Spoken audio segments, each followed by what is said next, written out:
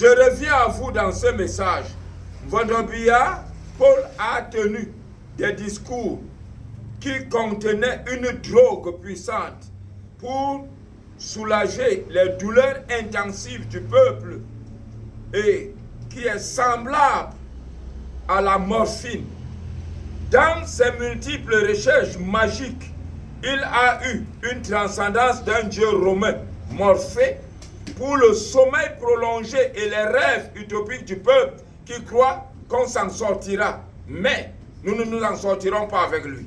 Considérons donc tous les autres leaders d'opposition comme des lampes vides, avec tout le soutien du peuple, dans les études de la puissance de la pensée sur les corps, appelée la dianétique, sans contredire Vondobia Paul, en dehors de la résistance orgueilleuse, sait très bien que devant Dieu, le Tout-Puissant, le Tout-Faisant, le Tout-Sage, tous ses collaborateurs susnommés et le peuple, j'ai une longueur d'avance sur lui, sur ce qui doit faire sortir et avancer cette nation.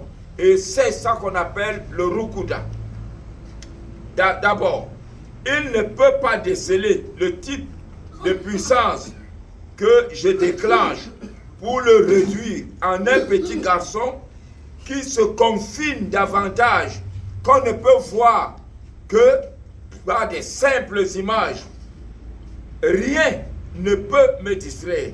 Écoutez, j'ai attendu qu'il organise les élections présidentielles, qu'il accepte la tricherie pour tenter de réaliser l'exploit habituel, d'avoir le plus grand suffrage. Il a toujours cru qu'il est sans rival dans la tricherie devant les incirconcis politiques qui ne comprennent pas que le pouvoir ne peut pas être enlevé de ses mains par un coup d'état militaire ni par les urnes. C'est du ressort de la science politique du royaume et de la prophétie. Lorsque je parle du royaume, plusieurs personnes perdues confondent les principes avec les principes démocratiques à ce dont je parle.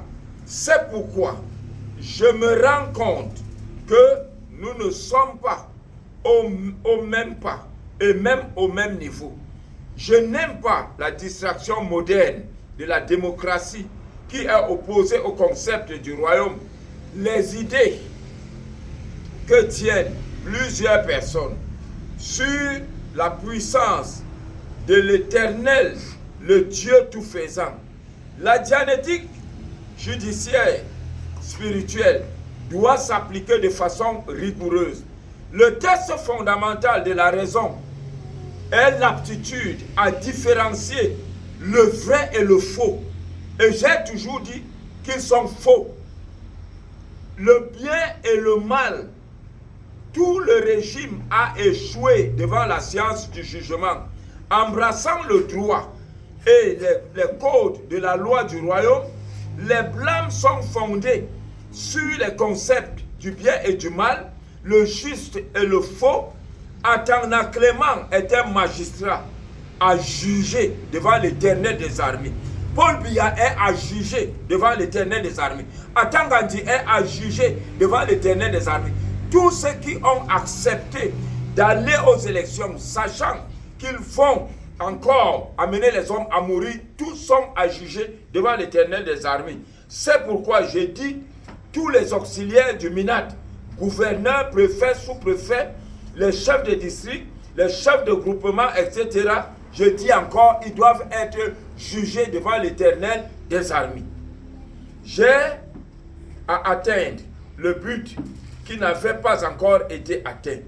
Jamais approché par ceux qui ont gagné précédemment les élections présidentielles et qui ont été écartés. Ni John Frundi, Maurice Kamto, Issa Thiro Mabakari.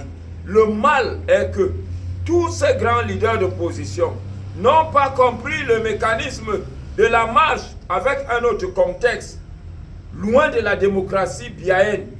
Cela ne leur avait pas été révélé, tout à fait. Qu'après Vondobia Paul, ce sera le royaume. C'est le contenu de la prophétie de Ruben Oumiobe.